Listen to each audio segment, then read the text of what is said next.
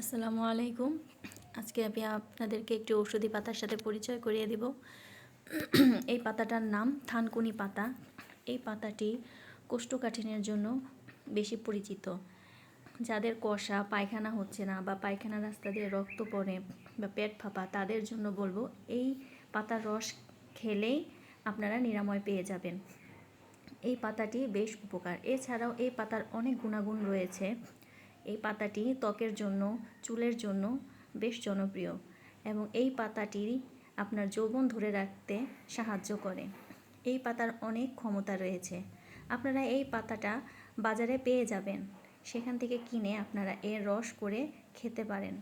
আর যারা এর রস খেতে না পারেন তাদের জন্য এই পাতাটি দিয়ে আপনারা পাকোড়া তৈরি করতে পারেন।